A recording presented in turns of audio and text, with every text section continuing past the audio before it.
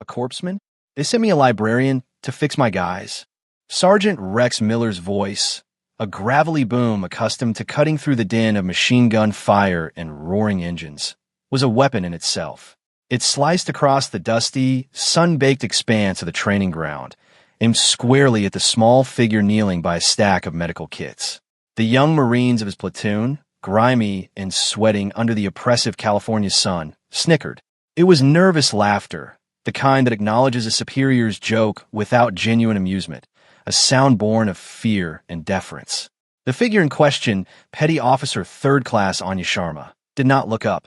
Her hands, small but sure, continued their methodical work, organizing sterile-wrapped bandages, checking the seals on 4 bags, and ensuring every hemostat and tourniquet was exactly where it should be. She was a study in compact efficiency, her frame slight, almost lost inside her digital camouflage utilities. Her dark hair was pulled back in a severe regulation bun, and her face, devoid of makeup, was a mask of serene concentration. She did not react to the insult, did not flinch, did not even pause in a rhythm. She simply existed in a bubble of profound calm, a silent rebuke to the sergeant's blustering performance. But when the base commander, Colonel Eva Rostova, observing the mass casualty drill from the command tower 200 yards away, lowered her binoculars and saw the corpseman's stance, the way she braced herself, the perfect economy of her movements, a posture she hadn't seen in a decade, she felt a cold knot of recognition in her stomach. If you believe that true strength is measured in deeds, not decibels, type competence below. Sergeant Miller, a man built like a concrete barricade with a personality to match, was not accustomed to being ignored. He saw Sharma's silence not as professional focus, but as disrespect. To him, competence had a specific look. It was broad-shouldered, loud, and swaggering. It was him. He strode over, his boots kicking up clouds of ochre dust, and loomed over her. "Hey, I'm talking to you, Doc," he sneered, using the affectionate term with venomous sarcasm. "We're running a combat simulation here, not a book fair. You think you can keep up when things get real? You think you can drag a 200-pound Marine out of the line of fire? You look like a strong gust of wind would send you back to whatever library you checked out of." He gestured vaguely at her medical pack. "What's in there? First aid for paper cuts." The laughter from his men was louder this time, more confident. They were taking their cue from him. Sharma finished her inventory check, securing the final buckle on her pack with a quiet click. Only then did she rise, turning to face the mountain of a man. She looked him directly in the eye, her gaze steady, unblinking. "Your men will receive the best care I can provide, Sergeant," she said. Her voice was quiet, level, and held no trace of anger or fear. It was a simple statement of fact. This infuriating calm only stoked Miller's furnace of arrogance. He saw weakness, a refusal to engage in the dominance games he thrived on.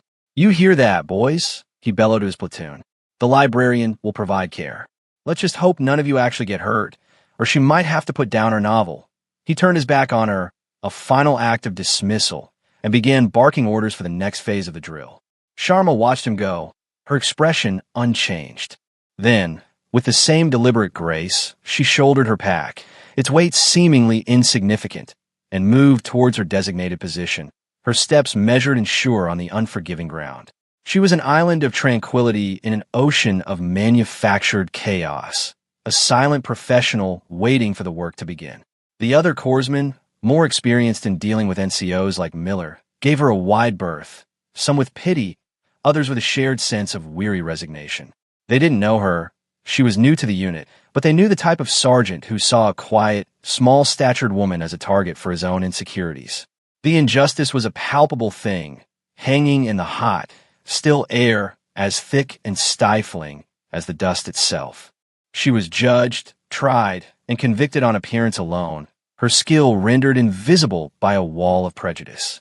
But competence is a patient force. It does not need to argue. It simply waits for its moment to act, a moment that was approaching far faster and more violently than anyone on that training ground could have possibly imagined. The first sign that the simulation had torn through the veil of reality was the sound. It was not the controlled, percussive thump of the training explosives they had been hearing all day. This was a deep, guttural whump, a sound that felt less heard and more absorbed by the bones, followed by the horrifying shriek of tortured metal. Everyone on the range froze. Heads snapped towards the source. A concrete training structure designed to simulate an urban combat environment had partially collapsed. A plume of gray dust and black smoke billowed into the sky. For a heartbeat, there was silence, the stunned intake of breath from 200 Marines. Then, the screaming began. The drill was over. A real mass casualty event was underway. While others were still processing the shock, their minds struggling to shift from simulation to reality, Anya Sharma was already moving. There was no hesitation, no moment of decision. Her body, trained to a degree no one there could comprehend, simply responded. Her calm did not break. It sharpened, coalescing into a razor's edge of pure focus. She ran not with the frantic, panicked energy of the others, but with a fluid, ground-eating stride that was deceptively fast. She was the first medical responder to reach the rubble. The scene was pure chaos. Men were shouting, trying to organize a rescue effort. Wounded Marines, some walking, some crawling, were emerging from the dust cloud, their faces masks of shock and pain. Sharma's eyes scanned the scene, her mind a high-speed calculator processing injuries, prioritizing threats, and formulating a plan. Triage. She tagged a Marine with a sucking chest wound, another with a compound fracture, giving quick, clear instructions to the able-bodied men who had rushed to help. Pressure here. Elevate his legs. Do not move him. Her voice, still quiet, now carried an unmistakable weight of authority that cut through the panic. Men who had been laughing at her minutes before now followed her commands without question. Then she heard it, a weak cry from beneath a massive slab of fallen concrete. Help! I'm pinned, leg. It was Sergeant Miller. Irony, in its cruelest form, had cast him as the central victim. He was trapped from the waist down, his left leg crushed and contorted at an unnatural angle. A dark, pulsing pool of blood was spreading rapidly in the dust around him. His femoral artery was severed. He was bleeding out. He had minutes, maybe less. Other Marines were trying to move the slab, their grunts of effort useless against the immense weight. Sharma slid through a narrow gap in the rubble. Her small size, the very thing Miller had mocked, now a life-saving asset. She reached his side. His face was pale, his eyes wide with fear and pain. He saw her, and a flicker of disbelief crossed his features. "Doc," he rasped. "Sergeant, stay with me," she said, her voice a steady anchor in his storm of agony. Her hands were already at work. She couldn't get a tourniquet high enough on his leg due to the concrete. There was only one option, a brutal one she had performed before in places far from this California training ground. She opened her pack, her movements precise and swift. She pulled out an en-bloc clip, a specialized clamp designed for exsanguinating wounds. Reaching deep into the mangled flesh of his thigh, ignoring his agonized scream, her fingers, guided by a tactile memory of human anatomy, found the artery. She clamped it. The pulsing flood of blood slowed to a trickle. She had just bought him time, but he was still trapped, still going into shock. She started in 4, her needle finding the vein in his arm on the first, tried to spite the tremors shaking his body. As the saline flowed, she spoke to him, her voice a low, soothing monotone, keeping him tethered to consciousness. For 20 minutes, as heavy equipment was brought in, she lay in the dust and blood, her body partially shielding his, monitoring his vitals, managing his pain, and holding death at bay with nothing more than her skill, her tools, and her indomitable will. When the crane finally lifted the slab, and the other medics rushed in, she guided them with precise instructions. They loaded Miller onto a stretcher. As they carried him away, he was conscious enough to lock eyes with her, a look of profound, bewildered gratitude on his face. Only then, when he was safe, did the adrenaline that had sustained her finally abandon its post. The edges of her vision turned black. The sounds of the chaotic rescue faded into a distant hum. The ground rushed up to meet her, and Anya Sharma, the quiet librarian, collapsed into unconsciousness. She awoke to the sterile scent of antiseptic and the soft, rhythmic beep of a heart monitor. The light was dim, filtered through drawn blinds. For a moment, she was disoriented, her mind a fog. Then, the memory of dust, blood, and Sergeant Miller's terrified eyes rushed back. She tried to sit up, a wave of exhaustion washing over her. A calm, authoritative voice stopped her. "Easy, petty officer. You're at the base medical center.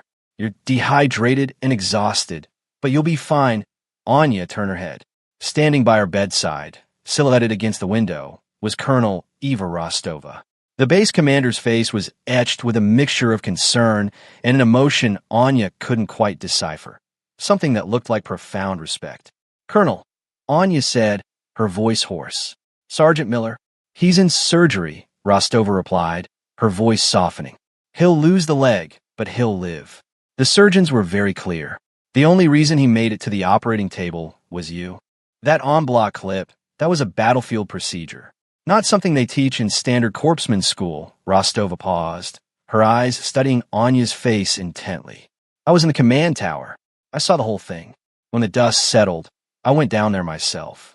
The Marines, they couldn't stop talking about you. They said you were calm, that you took control." The colonel walked over to a small table and picked up a manila folder. It was Anya's service record. "So, I did some reading while you were sleeping," Rostova said, her voice dropping to a near whisper. "It seems there are a few things your current command wasn't aware of. They knew you were a decorated corpsman, but the details in your file are heavily redacted. I have the clearance to unredact them." Colonel Rostova opened the folder. The room was silent save for the beeping of the monitor. "Petty Officer 3rd Class Anya Sharma," she began, reading in a clear, deliberate tone. "Previous assignment, attached to 1st Marine Raider Battalion. Marsoc," a pause for emphasis. "Combat deployments, 3.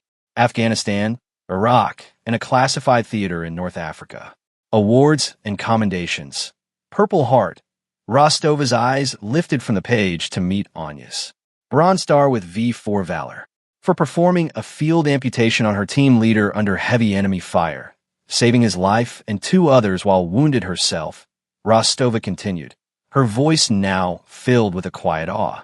"And the Navy Cross, it was the 2nd highest decoration for valor in combat.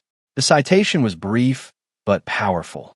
For extraordinary heroism while serving as a special operations corpsman.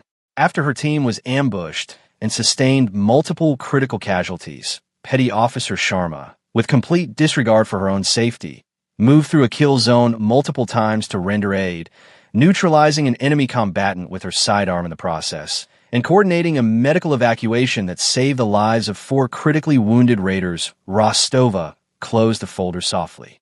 The sound echoed in the small room. "You requested a transfer to a training command. A quiet billet. You want to get away from the fight for a while. And you ended up in the middle of one anyway." She looked at Anya, and for the first time, the younger woman saw the formidable colonel's mask of command slip, replaced by a look of sheer, unadulterated respect.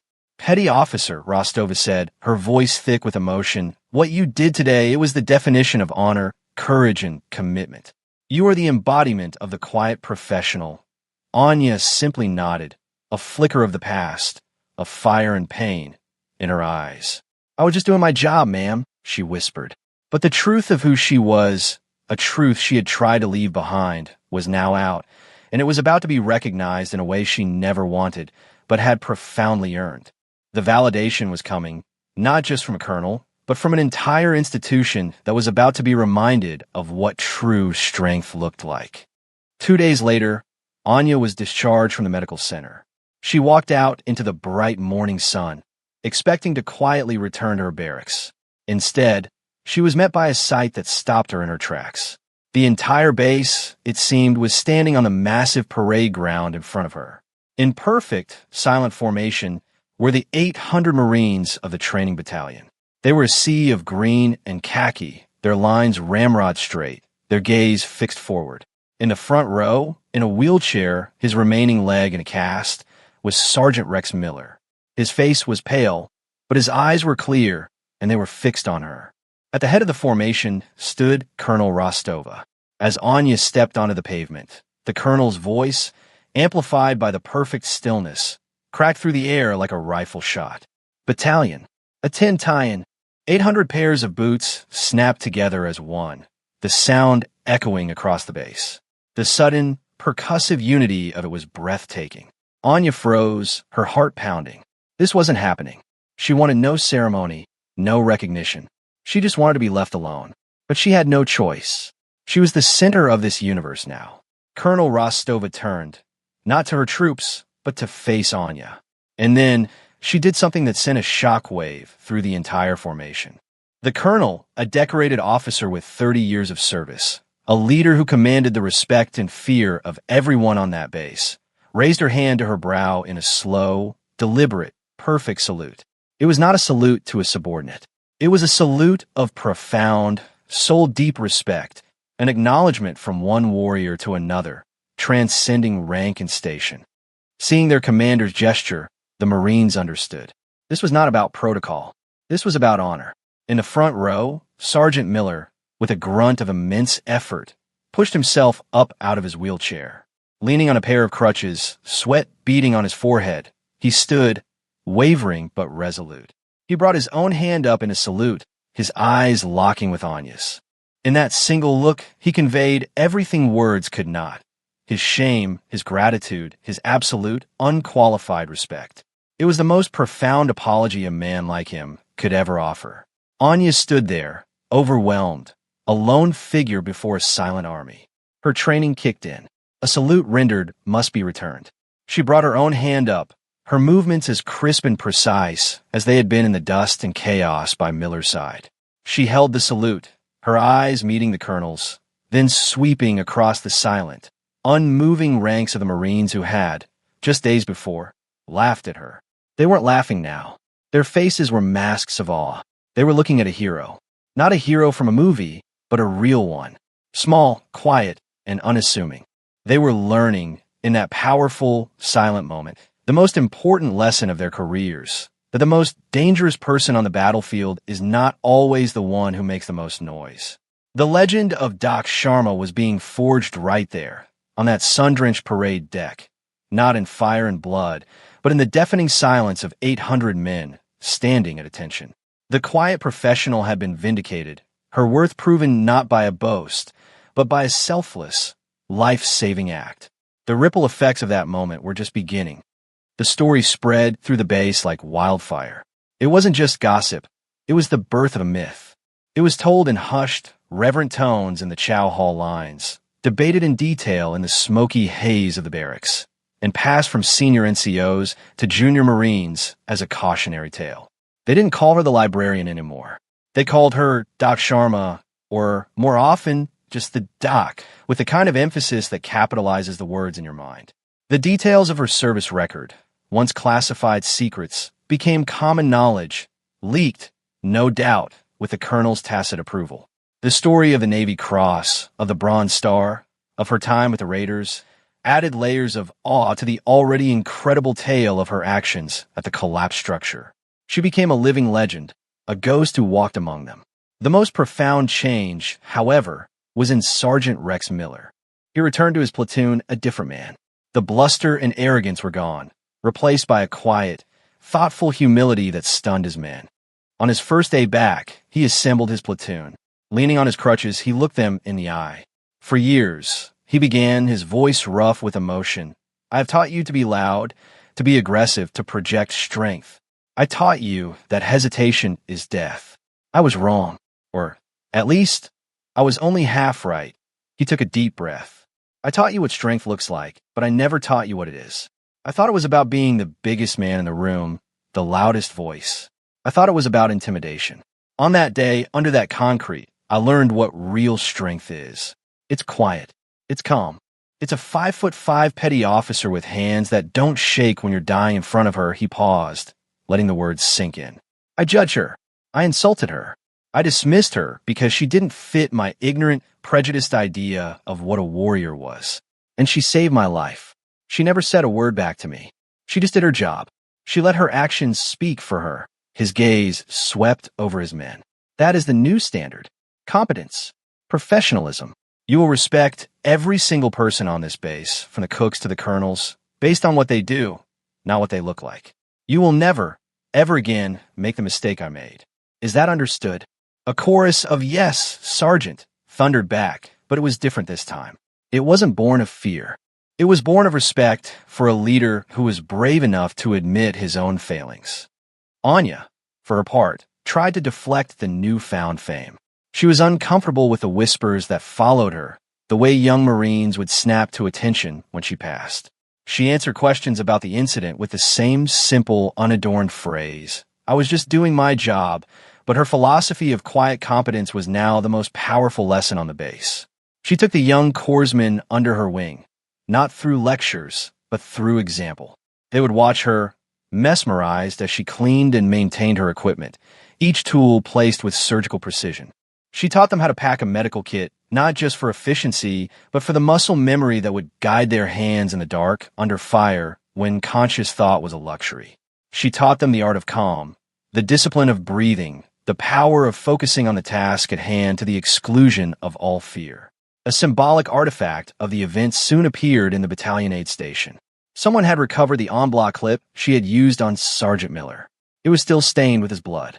They had mounted it in a simple black shadow box with a small brass plaque underneath. The plaque didn't list her name or rank. It just had 3 words engraved on it. Actions, not words. It became a touchstone, a reminder for every corpsman who passed through that station. The place where the structure had collapsed, once a site of tragedy, was also given a new, unofficial name by the Marines. They called it Sharma's Point. It was a patch of ground that now represented something more than a training accident. It was a place of transformation, where arrogance died and respect was born, where a quiet professional taught an entire battalion the true meaning of strength. A year passed. The seasons changed, and new recruits replaced the seasoned Marines who had moved on. But the story of Doc Sharma remained, woven into the very fabric of the base's culture. It was no longer a piece of gossip. It had become institutional folklore, a foundational myth passed down to every new arrival. Sergeant Miller, now promoted to gunnery sergeant, was a different kind of leader. He still demanded excellence, but his methods had changed. He was known for his sharp eye, his ability to spot the quiet, unassuming Marine in a platoon who possessed a hidden depth of skill. He mentored them, protected them from the kind of casual prejudice he had once embodied. He would often take new NCOs to Sharma's Point and tell them the story, his voice quiet, his prosthetic leg a constant, visible reminder of the lesson he had learned. "Look for the quiet ones," he would say. "Don't ever mistake silence for weakness. Arrogance makes noise." Competence Works Colonel Rostova, too, incorporated the incident into her leadership training for her junior officers. She used it as a case study in combating prejudice, in recognizing talent in unexpected forms, and in the profound impact of leading by example. The photo of her saluting Petty Officer Sharma on the parade deck was hung in the officers' club, a silent, powerful image that spoke volumes about the culture she was building, a culture of mutual respect that transcended the rigid lines of rank. The change was palpable. There was a new level of cooperation between the Marines and the Navy medical staff. The term doc was now used with a reverence it hadn't carried before. The corpsmen, inspired by Anya's example, carried themselves with a new confidence, their professionalism a source of pride, not a subject of ridicule. They were no longer seen as just support personnel. They were seen as warriors in their own right, their quiet competence a vital part of the fighting force. Anya Sharma herself was long gone. Her quiet billet had ended, and she had been reassigned to another classified unit, disappearing back into the shadowy world of special operations from which she had come. She left no forwarding address, no contact information. She simply vanished as quietly as she had arrived. But she had left something indelible behind. She had left a legacy, not a legacy of medals or a name carved in stone, but a legacy of change, a shift in the mindset of hundreds of men and women. Her actions had become a standard, a moral compass for an entire generation of Marines passing through that base. She had proven, in the most dramatic way possible, that true worth is not declared, but demonstrated. It is not found in the volume of a voice, but in the steadiness of a hand. It is not about demanding respect, but commanding it through undeniable skill and unwavering character. The final, philosophical truth of her story settled over the base like the calm after a storm. A person's value is a quiet thing, a force that builds in silence, through discipline, practice, and a profound commitment to excellence. It needs no announcement or fanfare. It simply waits for its moment. And when that moment comes, its impact is louder than any boast, its light brighter than any spotlight, its legacy more enduring than any monument. True strength doesn't need a shout. It just needs to be there when it counts. For more stories where quiet competence triumphs over loud assumption, and where silent action defines their worth, subscribe to Unknown Heroine Tales.